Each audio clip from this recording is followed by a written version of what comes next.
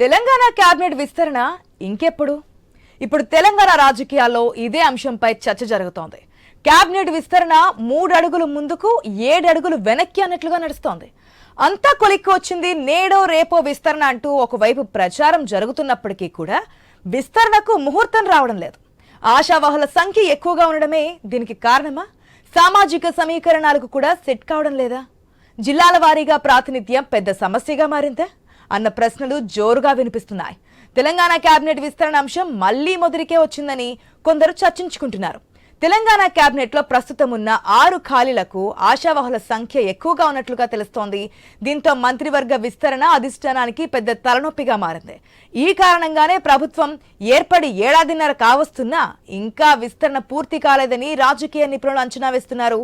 మంత్రి బెర్తులు ఫైనల్ చేశారని ప్రచారం జరుగుతున్నప్పటికీ కూడా అంతే స్పీడ్గా వాటికి అభ్యంతరాలు కూడా ఢిల్లీకి చేరుతున్నాయని ఇన్ఫర్మేషన్ అందుతోంది.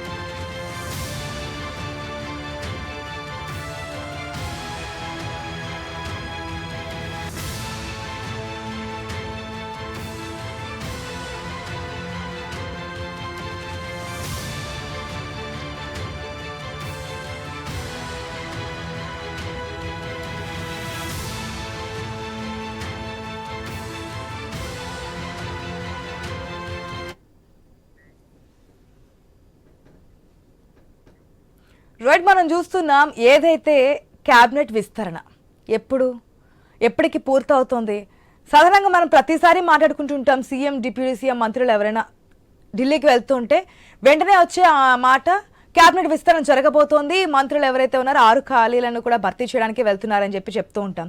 దానికి ఒకసారి క్లారిటీ కూడా ఇచ్చారు సీఎం. లేదు, కేబినెట్ విస్తరణ కోసం కాదు, వేరే విషయాల గురించి మాట్లాడడానికి, రాష్ట్రంలో ఆర్థిక పరిస్థితుల గురించి వివరించడానికి, వీటన్నిటి గురించి వెళ్తున్నాం, కేబినెట్ విస్తరణ కాదని. కానీ లాస్ట్ టైం అంతా అయిపోయింది, ఈసారి కేబినెట్ విస్తరణ కంప్లీట్ కాబోతోంది అని చెప్పి అందరూ ఊహించారు. చాలా మంది పేర్లు కూడా బయటకు వచ్చాయి, బయటకు కూడా మాట్లాడారు, మా మనసులో ఉన్నమాట బయట చెప్తున్నామని చెప్పారు. ఈ శాఖ అయితే హోమ్ మినిస్టర్ అయితే ఇంకాస్త మేము బాగా చేస్తామన్నారు. ఇవన్నీ కూడా మనం చూస్తున్నవి. కానీ మళ్ళీ పుల్ స్టాప్ పడింది. ఎప్పుడు జరగబోతోంది? ఎందుకు ఆలస్యం అవుతోంది? కాంగ్రెస్ పట్ల మనకు సాధారణంగానే స్వేచ్ఛ అనేది ఎక్కువగా కనిపిస్తూ ఉంటుంది. అనుకున్న పేర్లు కాకుండా తెర మీదకి అనుకోకుండా హఠాత్తుగా కొన్ని పేర్లు వస్తూ ఉంటాయి. సామాజిక సమీకరణాలు కావచ్చు, జిల్లాల వారీగా ఉన్నటువంటి ఈక్వేషన్స్ కావచ్చు, ఇవన్నీ కూడా దీంట్లో మిళితమై ఉన్నటువంటి కొన్ని పాయింట్స్ అనమాట. దానికోసం ఆగుతుందా? 1.5 year అయిపోయింది అధికారంలోకి వచ్చి, ఇంకా క్యాబినెట్ విస్తరణ జరగలేదు. ఇది ప్రభుత్వం నుంచి లేదంటే నాయకుల నుంచి వస్తున్నటువంటి మాట. ఇక ప్రతిపక్షాల గురించి విద్దాం. ప్రతిపక్షాలు కూడా సేమ్ వెర్షన్ వినిపిస్తున్నాయి. మనకి మొన్న విద్యార్థి సంఘాల నాయకులు కూడా విద్యాశాఖకు సంబంధించిన మంత్రి లేరు, మా సమస్యలు ఎవరికి చెప్పుకోవాలి, మాకు ఏదైనా ప్రాబ్లం వస్తే ఎవరితో మాట్లాడాలి అని చెప్పి కూడా ధర్నాలు చేసినటువంటి సిచ్యువేషన్, అసెంబ్లీని ముట్టడించినటువంటి కండిషన్ కూడా మనం చూస్తున్నాం. మరి ఎవరితో చెప్పాలి? మాట్లాడదాం. మనతో పాటు మనకి శ్యాంప్రసాద్ రెడ్డి గారు కాంగ్రెస్ పార్టీ నుంచి ఉన్నారు, అదేవిధంగా బండారు రామ్మోహన్ రావు గారు ఉన్నారు, పొలిటికల్ అనలిస్ట్. మా స్పెషల్ కరెస్పాండెంట్ సునీల్ కూడా మన డిబేట్లో పార్టిసిపేట్ చేస్తున్నారు.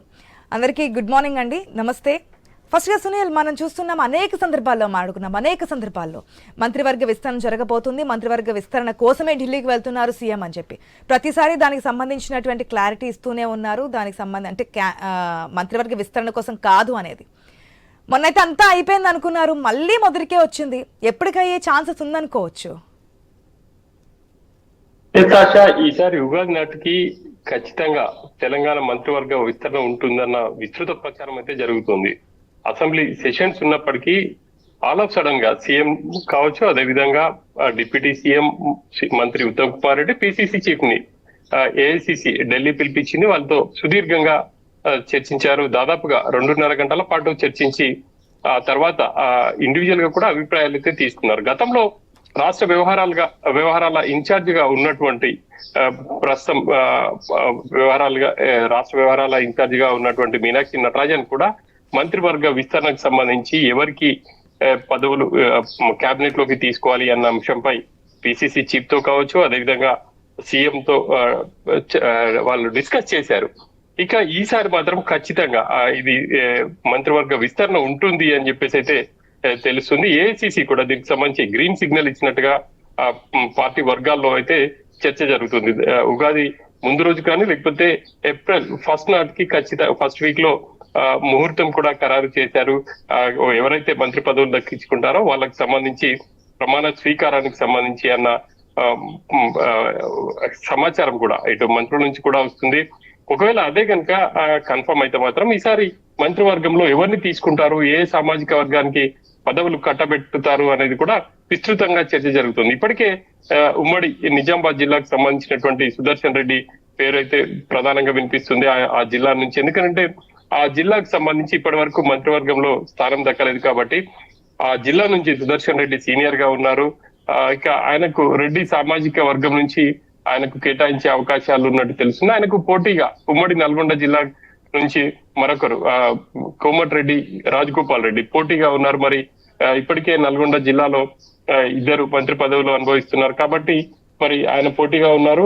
ఆయనకు ఏఐసిసి గతంలో హామీ ఇచ్చింది అని చెప్తున్నారు. ఇద్దట్లో రెడ్డి సామాజిక వర్గం నుంచి ఎవరిని తీసుకుంటారో అనేది చూడాలి.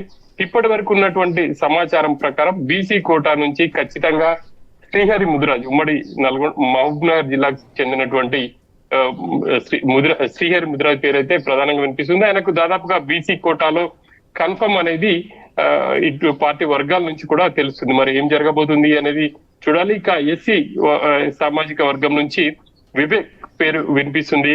ఇక తాము ఇప్పటికే ఇటు ఎస్సీ కోటాలో ఇటు స్పీకర్ కావచ్చు, అదేవిధంగా 2 మంత్రులు ఉన్నారు.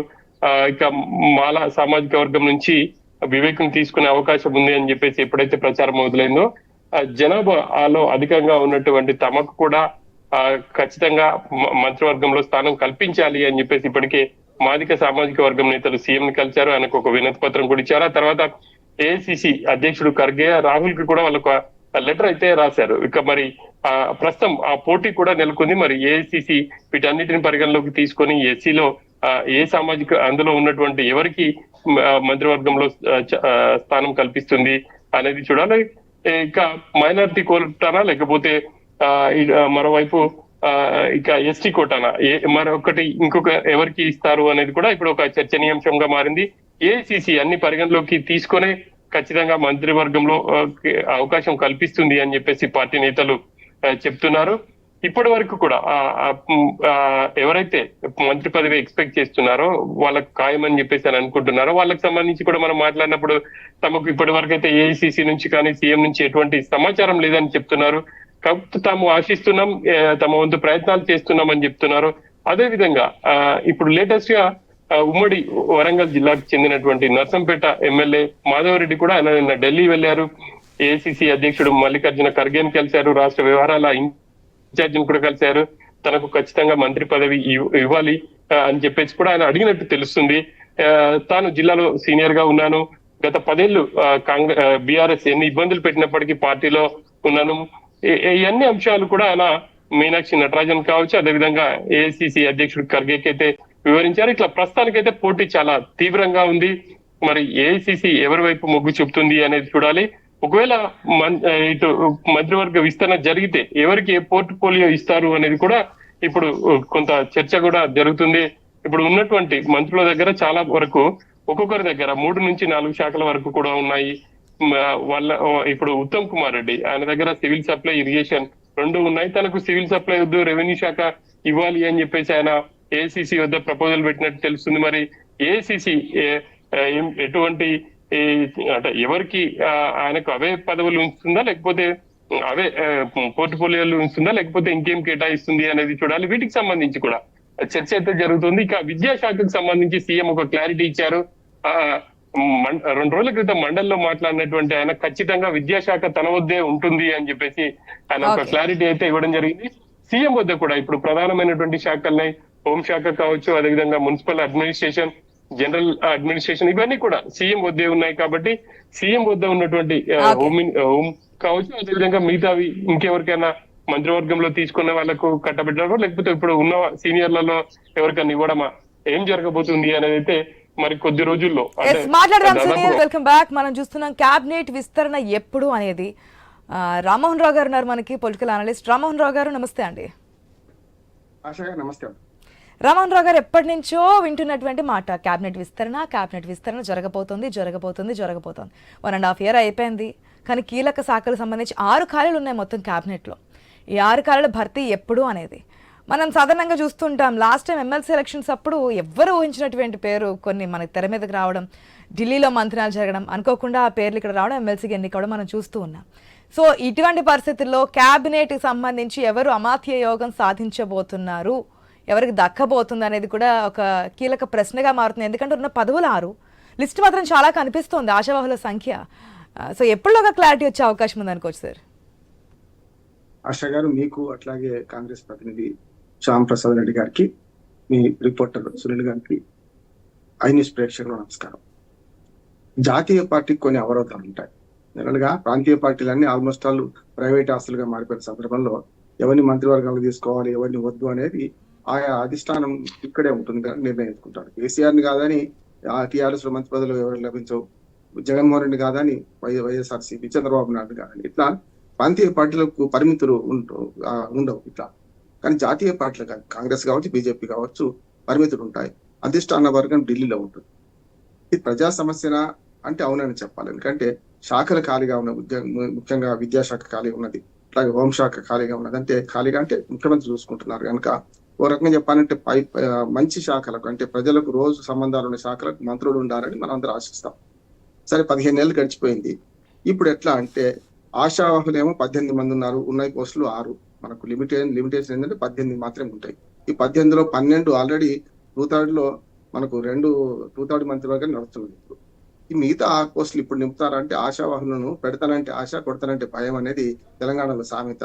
ఆశ గారు అంటే ఆశలో చంపాలి ఎట్లాగూ. అంటే కనుక నా 6 పదవులు ఒకేసారి ఇస్తే కేల్కతం దుకాణం బంద్ అయిపోతుంది. కనుక చెయ్యాలని నేను అనుకుంటాను. ఏ పార్టీ కూడా చేయదు, వాళ్ళ పార్టీ ప్రయోజనాలు ఉంటాయి, రాజకీయ ప్రయోజనాలు ఉంటాయి.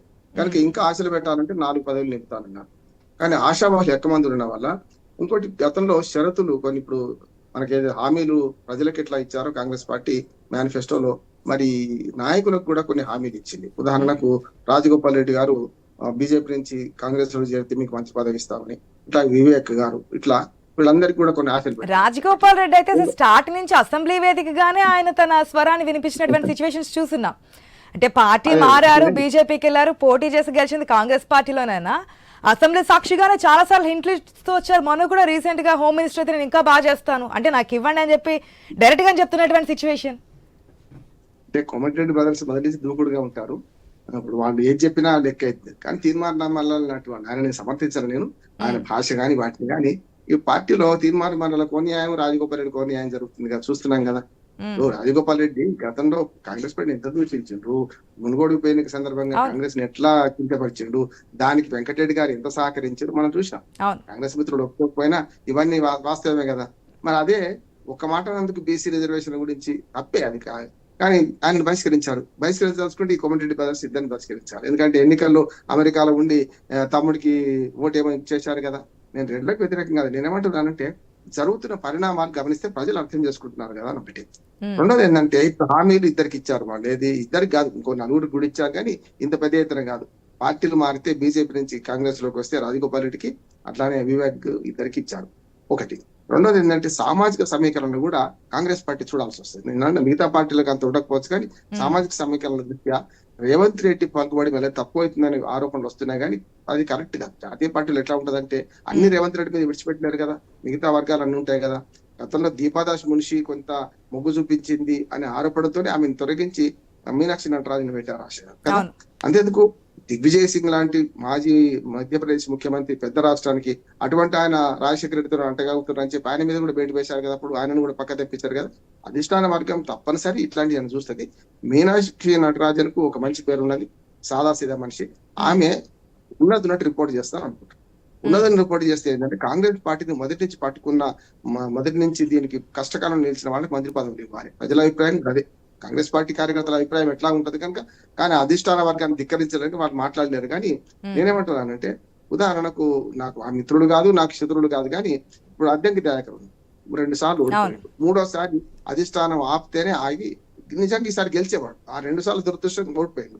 అట్లాగే సంపత్ కుమార్ మాదిగ సమాజ వర్గం, ఇటు పక్కన మహబూబ్నగర్ జిల్లా నుంచి, ఆలంపూర్ నుంచి, ఆయన కష్టకాలంలో 2014 గెలిచి 5 ఏళ్ళు నిలబడ్డాడు. బట్టి విక్రమార్క అట్లా నిలబడ్డారు, ఆయన కూడా అట్లా నిలబడ్డారు. మరి ఇట్లాంటి వాళ్ళకి ఎప్పుడు మేరా నంబర్ కబాయే గానీ ఒక 10 మంది యువత, అంటే 2 సార్లు 3 సార్లు గెలిచిన వాళ్ళు కూడా ఇంకా రాజకీయాల్లో ప్రారంభ వయసు అంటాం కనుక వాళ్ళు ఎదురు చూస్తున్నారు. అంటే ఇటువంటి ఎదురు చూపుల్లో ఒకటి ఇప్పుడు కత్తి మీద సాము లేకపోతే తాడు మీద సామాన్ లాగా ఎట్లా ఉందంటే, ఇప్పుడు కాంగ్రెస్ పార్టీకి ఒకటి సామాజిక సమీకరణ, రెండోది గతంలో వీళ్ళకి ఇచ్చిన పార్టీ ఫిరాయించిన ఇచ్చిన హామీలు, మూడోది ఏంటంటే మనకు ఈ ఒత్తిడి ఎక్కువ ఉన్నప్పుడు ఏమవుతుందంటే ఒక్కోసారి అధిష్టాన వర్గం కూడా సరిగ్గా నిర్ణయం తీసుకోకపోతే, అంటే వాళ్ళకి దృష్టి తీసుకెళ్లిన అంశాలు మాత్రమే ఉంటాయి, అవ్వదని కాదు. మీనాక్షి నటరాజన్ లాంటిది ఖచ్చితంగా రిపోర్ట్ ఇస్తున్నారు. కానీ ఇక్కడ మూడోది చాలా పెద్దది అంటున్నాడు. ఎంత ఆశావాహాలు ఎక్కువ ఉన్నప్పుడు ఇవ్వడమా ఇవ్వకపోతే బదనాం అవుతారు. 15 ఏళ్ళు అయింది ప్రభుత్వాన్ని 2/3 మేరతో నడుపుతున్నారు, మిగతా కావాలి కదా, మంత్రివర్గంలో ఇంకా 6 ఖాళీలు ఉన్నాయి కదా. నిజంగా శాఖలు కూడా ప్రజాప్రతినిధులుగా శాఖలుగా ఉంటే, విద్యాశాఖ ఉంది అనుకోండి, ఇప్పుడు మన పేపర్ లీకేజ్ సమస్య వచ్చింది కదా, హోంశాఖ అంటే సరే శాంతి భద్రతల విషయంలో ముఖ్యమంత్రి ఒక్కడు ఏం చేయలేడు, శాంతి భద్రత విషయంలో తెల్లారులేగా చాలా జరుగుతూనే ఉంటాయి, వాటి అన్నింటి ఒక్కడే ఆపలేడు. కానీ వాటి మీద విమర్శ వస్తున్నది. వీటి రెండింటితో పాటు ప్రతిపక్షాలు కూడా విమర్శ చేస్తున్నాయి కదా. ప్రతిపక్షాలు విమర్శిస్తే దాన్ని పట్టించుకోవాల్సిన అవసరం లేదు కూడా అంటున్నారు. గతంలో బీఆర్ఎస్ ప్రభుత్వం 2018లో ఎన్నికైన తర్వాత ఇద్దరితోనే నడిచింది కదా, 3 ఏళ్ళు 4 ఏళ్ళు, కొడుకు అల్లుడికి ఎవరికి ఇవ్వక నడిచింది కదా. మంత్రివర్గంలో మహిళలు గతంలో లేరు కదా. కానీ ఇప్పుడు ఇంకొక సమీకరణ వచ్చి, నేను ముగిస్తానమ్మా, ఇంకొక సమీకరణ కూడా ఇప్పుడు పనిచేస్తుంది. ఇప్పుడు మొత్తం 12 మందిలో 6 జిల్లాల నుంచి, 6 ఉమ్మడి జిల్లాల నుంచే ప్రాతినిధ్యం ఉన్నది. అందులో కొన్నిటికి చాలా ఎక్కువ ఉన్నది. ఇప్పుడు ఉదాహరణ ఖమ్మం నుంచి 3 మంత్రులు ఉన్నారు కదా. మన పొంగులేటి శ్రీనివాసరెడ్డి అయిపోయింది, మన బట్టి విక్రమార్క అయిపోయింది, అట్లాగే తుమ్మల లక్ష్మణ్, అట్లా 2 మంత్రి పదవులు ఉన్నాయి. మళ్ళీ 4 జిల్లాలు ఉన్నాయి. అంటే ఒక మెదక్ తప్పే మిగతా అవి వరంగల్ 2 ఉన్నారు, 2 మహిళలే. అటు పక్కన మనకు నల్గొండలో 2 ఉన్నారు, 2 రెడ్లే. ఇటు పోతే మన మహబూబ్నగర్ నుంచి 2 ఉన్నట్టు లెక్క. అంటే యాక్చువల్ గా వికారాబాద్ జిల్లాకు వచ్చింది కొడంగల్ కనుక ముఖ్యమంత్రి గారు ఇటు పక్కన అయితే, అటు పక్కన మరి ఇంకో మంత్రి జూపల్లి కృష్ణారావు గారు ఉన్నారు. అట్లా చూసుకుంటే అస్సలు ప్రాతినిధ్యం లేని కరీంనగర్ నుంచి 2 ఉన్నారు, మనకు శ్రీధర్ బాబు గారు, అట్లానే మనకు పొన్నం ప్రభాకర్ గారు, వాళ్ళు 2 ఉన్నారు. మెదక్ నుంచి, ఉమ్మడి మెదక్ నుంచి ఒక రాజనరసింహ గారు ఉన్నారు. ఇప్పుడు 4 జిల్లాల నుంచి ప్రాతినిధ్యం లేదు. ఆదిలాబాద్ నుంచి ఎవరు లేరు, నిజామాబాద్ నుంచి అసలే లేరు, ఉమ్మడి రంగారెడ్డి జిల్లా నుంచి ఎవరు లేరు, హైదరాబాద్ జిల్లా ఎట్లాగూ లేరు. అంటే అప్పుడు టీఆర్ఎస్ ఇవన్నీ కూడా బీఆర్ఎస్ గెలుచుకుంది కనుక లేకుంటాయి. ఇప్పుడు మళ్ళీ రంగారెడ్డి గారు సవాల్ విసురుతున్నారు, రంగారెడ్డి జిల్లా సంగతి ఏంది, మీరు న్యాయం చేస్తారా చేయరా అని. ఇట్లాంటివన్నీ అంటే జిల్లాల ప్రాతినిధ్యాన్ని కూడా రక్షించుకోవాల్సిన అవసరం ఉంది. ఒకటి ఏంటంటే, సుదర్శన్ రెడ్డి గారు మొదటి నుంచి కాంగ్రెస్ వ్యక్తి, ఆయన నాకు మిత్రుడు కూడా. మనకు నిజామాబాద్ జిల్లా చూసుకుంటే, మీకు నిజామాబాద్ జిల్లా నుంచి ప్రాతినిధ్యం లేదు కనుక ఆయన దక్కే అవకాశం ఉండొచ్చు. కానీ రాజగోపాల్ రెడ్డి పోటీ పడుతున్నాడు ఇక్కడ. అట్లాగే మాలలో 2 పోటీ పడుతున్నారు, మాదిగలో 2 పోటీ పడుతున్నారు. అంటే సామాజిక సమీకరణలు, రాజకీయ జిల్లాల సమీకరణలు, సామాజిక సమీకరణలు ఉన్నాయి. ఈక్వేషన్స్ చాలా కనిపిస్తున్నాయి, సీట్లేమో అంటే ఖాళీలేమో తక్కువ కనిపిస్తున్నాయి. ఒక నిమిషం రామ్మోహన్ రావు గారు, ఒక్కటి మాత్రం జాతీయ పార్టీకి ఉన్న సవాళ్ళు ఉండదు. శ్యామ్ ప్రసాద్ రెడ్డి గారు నమస్తే అండి. ఆశా గారు నమస్తే, మీకు ప్యానల్ ఉన్న పెద్దలందరికీ. మాకు తెలుస్తుంది కేవలం ఇన్ఫర్మేషన్ మాత్రమే, క్లారిటీ అయితే మీ దగ్గరే ఉంటుంది. ఎప్పుడు క్యాబినెట్ విస్తరణ, చాలా ఈక్వేషన్స్ ఉన్నాయి. సాధారణంగా రామ్మోహన్ రావు గారు చెప్పిన విధంగా అది సీఎంని ప్రకటించాలన్నా సరే జాతీయ పార్టీకి చాలా ఈక్వేషన్స్ ఉంటాయి. ఎవరు ఏంటి చాలా రోజులు తర్జన భజన పడిన తర్వాత, 10-15 రోజులు అయిన తర్వాత క్లారిటీ వస్తుంది. ఇక మంత్రివర్గాల ఎమ్మెల్సీకే మనం ఎన్నిసార్లు ఈక్వేషన్స్ మారే మనం చూస్తున్నాం. ఢిల్లీ బయలుదేరడం, వద్దు మేమే చెప్తామనడం, మళ్ళీ అది ఈక్వేషన్స్ మనం చూస్తున్నాం. మరి ఇప్పుడు ఏంటి మంత్రివర్గ విస్తరణ ఎప్పుడు జరగబోతోంది? మీకున్నటువంటి క్లారిటీ ఏంటి? ఎవరెవరి పేర్లు ప్రముఖంగా వినిపిస్తున్నాయి?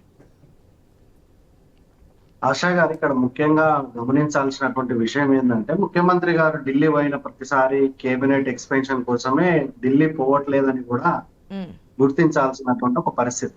సరే, పోయినప్పుడు కామన్ గా తెలంగాణలో మంత్రివర్గం 18 మంది మంత్రులు, అందులో 12 మంది ఆల్రెడీ ఫిలప్ అయిపోయినటువంటి పరిస్థితి. 6 మంత్రులు కీలకంగా హోంశాఖ గాని, విద్యాశాఖ గాని, ఈ పురపాలక శాఖ గాని, ఇంకా కొన్ని శాఖలు ఖాళీగా ఉన్నటువంటి ఒక పరిస్థితిలో ఆశావాహులు ఎక్కువ ఉన్నటువంటి పరిస్థితి. ఇంతకుముందు పెద్దలందరూ చెప్పినట్లుగా అది ప్రతి పార్టీలో ఉండేటటువంటి ఒక పరిస్థితి. కాంగ్రెస్ పార్టీ విషయానికి వస్తే ఇంకా కొంత దాన్ని అన్ని సామాజిక వర్గాలు, కులాలు, మతాలు అన్ని రకాలుగా ఉండేటటువంటి బేరీజులు, ఎస్సీ సామాజిక వర్గం, బీసీ సామాజిక వర్గం, రెడ్డి సామాజిక వర్గం, బలంగా కొన్ని ప్రాంతాల్లో రెడ్డి నాయకత్వం వహిస్తున్నటువంటి పరిస్థితుల్లో ఆల్రెడీ రెడ్డి మంత్రులుగా ఉన్నటువంటి ఒక పరిస్థితిలో మళ్ళీ అక్కడ రెడ్డికి ఇస్తే వేరే వర్గాల నుంచి వ్యతిరేకత వచ్చేటటువంటి పరిస్థితి. ఇలా అనేకమైనటువంటి సమీకరణాలతో ఈ యొక్క రూపకల్పన చేయడం జరుగుతుంది. కానీ దానిలోనే కొంత కాస్త టైం లేట్ కావడం జరిగింది. తొందరలోనే ఈ మంత్రివర్గ విస్తరణ కూడా కొలిక్కొచ్చేటటువంటి ఒక అవకాశం కూడా ఉంది. ఎందుకంటే రాబోయే రోజుల్లో స్థానిక సంస్థల ఎలక్షన్లు వస్తున్నాయి. స్థానిక సంస్థల ఎలక్షన్లు వచ్చే వరకు ఈ యొక్క క్యాబినెట్ ఎక్స్పాన్షన్ అనేది జరుగుతుంది. సరే, ఉగాదికి జరుగుతుందా, ఉగాది అయిపోయిన వారం రోజులకు జరుగుతుందా అనేది అధిష్టానం నిర్ణయిస్తుంది. ఇప్పుడు ముఖ్యంగా ఏదైతే మహబూబ్ నగర్, ఏదైతే ఈ నల్లగొండ, మహబూబ్ నగర్, వరంగల్, ఖమ్మం జిల్లా నుంచి మంత్రులు ఉన్నటువంటి ఒక పరిస్థితి. ఈ యొక్క హైదరాబాద్ కానీ, గ్రేటర్ హైదరాబాద్ కానీ, రంగారెడ్డి జిల్లా కానీ, నిజామాబాద్ కానీ, ఆదిలాబాద్ నుంచి ఒక్క మంత్రి కూడా లేనటువంటి ఒక పరిస్థితిలో అక్కడ ఉన్నటువంటి సామాజిక నేపథ్యం వారీగా, వాళ్ళు ఉన్నటువంటి కులాల వారీగా ఈ యొక్క నిర్ణయం తీసుకునేటటువంటి ఒక పరిస్థితి ఉంటుంది. మొన్ననే కాంగ్రెస్ పార్టీ ఒక ప్రతిష్టాత్మకంగా ఏ రాజకీయ పార్టీ సాహసం చేయలేనటువంటి ఒక విధంగా బీసీలకు రిజర్వేషన్ కల్పిస్తాం, 42% బీసీలకు. మీరు చెప్పినవన్నీ కూడా సంక్షేమ పథకాలు అంటే ప్రజలకు ఇచ్చినటువంటి హామీలు, మీరు అవి చేసుకునే వెళ్ళాలి. ఎందుకంటే ప్రజలు చూస్తూ ఉంటారు. మరొకసారి ప్రజలు పట్టం కట్టాలి, పీఠ మీద కూర్చోబెట్టాలంటే మీరు ఇచ్చినటువంటి హామీలు అమలు చేయాల్సిందే. అది బీసీ కావచ్చు, ఎస్సీ వర్గీకరణ కావచ్చు, బీసీ రిజర్వేషన్ కావచ్చు. ఈ క్యాబినెట్ విస్తరణ ఎప్పుడు అనేది మీరు చెప్తున్నారు. వెళ్ళిన ప్రతిసారి ఇదే విషయం అని కాకపోవచ్చు, కానీ ఎప్పుడు క్యాబినెట్ విస్తరణ తొందరలోనే జరుగుతుందండి. అది ఉగాదికి జరిగితే ఇంకా కాస్త బాగుంటదని అనుకునేటటువంటి పరిస్థితి. అది ఒక 10 రోజులు అడ్డు కావచ్చు. ఉగాది ఇంకెన్ని రోజులు ఉంది సార్? ఒక ఆదివారం వచ్చిందంటే ఉగాది ఇంకా 2 days మాత్రమే గ్యాప్ ఉంది. 2 days లో క్లారిటీ వచ్చే అవకాశం ఉందా? ఆశ గారు నేను చెప్తాను. ఎందుకంటే రావచ్చండి. ఒక నిమిషం ఎవరు చేయరు జనరల్ రెడీ గారు, ఒక్క నిమిషం. ఇప్పుడు ఈ రన్నింగ్ ఎవరు చేయరు, ఉగాది రావాలని చూస్తాం. ఉదయం ఉగాదికే వస్తుందని నేను అనుకుంటున్నా కాంగ్రెస్ పార్టీ మిత్రులకు. కానీ ఇప్పుడు ఈ పాల్గొన మాసంలో అమావాస్య నాడైతే అస్సలు చేయరు, రేపో ఎల్లుండి అయితే. ఆదివారం తర్వాత అంటే ఉగాది తర్వాత నేను శివాలయంలో వచ్చి జనరల్ గా ప్రజల సెంటిమెంట్ కూడా ఉగాది తర్వాతనే కొత్త పనులు మొదలు పెడతాం అనుకుంటారు. కనుక తీసుకునే వాడికి అట్లా ఉంటుంది, ఇచ్చేవాడికి అట్లా ఉంటుంది. ఇంకోటి కూడా ఏంటంటే మంత్రివర్గం ఒకటే సమస్య కాదు. కాంగ్రెస్ పార్టీ కార్యకర్తలు చాలా మంది ఒళ్ళోంచి పనిచేసి చెమటోడ్చి కష్టపడి కాంగ్రెస్ పార్టీ అధికారం తీసుకొచ్చిన చాలా మంది ఆ నిరాశతో ఉన్నారు. ఎందుకున్నారంటే వాళ్ళు కష్టపడ్డం, పైన వాళ్ళు 10 పదవులు పంచుకుంటున్నారు. కార్పొరేషన్ చైర్మన్ అన్ని వేయలేదు. వేసిన కార్పొరేషన్ చైర్మన్ కుర్చీల్లో, బెంచీల్లో వాళ్ళకి సిబ్బంది లేరు. చాలా మంది సిబ్బంది లేదు, వాళ్ళకు కారు లేదు, సిబ్బంది లేదు, ఆఫీసు లేదు.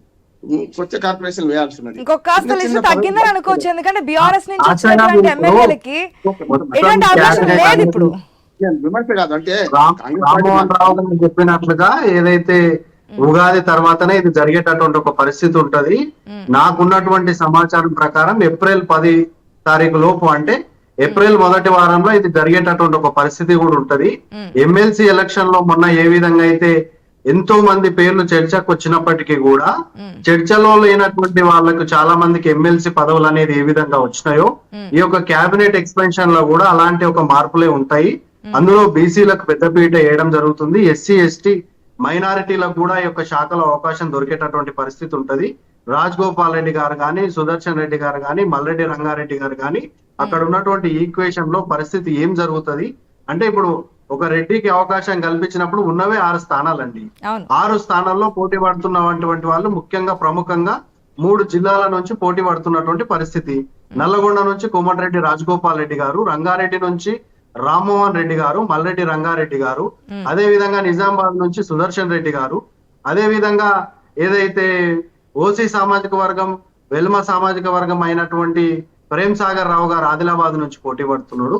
అదే విధంగా తెలంగాణ జనసమితి పార్టీ రాష్ట్ర అధ్యక్షుడు కోదండరామ్ గారు కూడా ఎలక్షన్లలో కాంగ్రెస్ పార్టీకి మద్దతు ఇవ్వడం జరిగింది. ఒక విద్యాశాఖ ఖాళీగా ఉంది కాబట్టి ఏమో బయటకు కోదండరాం వస్తున్నటువంటి లాంటి పేర్లు ఇవి జిల్లాల వారీగా, ఇక సామాజిక సమీకరణాలు, ఈ అదే కాస్ట్ అండి, ఈక్వేషన్స్, అట్లా కాదు. ఏమో కేంద్రం దృష్టిలో ఎంతమంది ఉన్నారు, ఇక్కడ చాలా- వస్తున్నటువంటి పేర్లు ఇవి. కేంద్రం దృష్టిలో ఎంత అంటే ఢిల్లీలో చక్రాలు తిప్పుతున్నటువంటి నాయకులు ఎంతమంది అనేది కూడా మనకు ఆ లిస్ట్ బయటకు వస్తేనే కానీ తెలియనటువంటి సిచ్యువేషన్. వెయిట్ చేద్దాం. చెప్తున్నట్టు విధంగా ఒకవేళ ఏప్రిల్ ఫస్ట్ వీక్ లో గనక ఈ మంత్రివర్గ విస్తరణ జరుగుతుందా, జరిగితే ఎవరికి ప్రాధాన్యం ఇవ్వబోతున్నారు, ఏ అంశాలని దీంట్లో తీసుకోబోతున్నారు, విస్తరణ చేసిన తర్వాత జరిగే పరిస్థితులు ఏంటి, ఇవన్నీ కూడా క్లియర్ గా చూద్దాం. థ్యాంక్ యూ అండి. Thank you.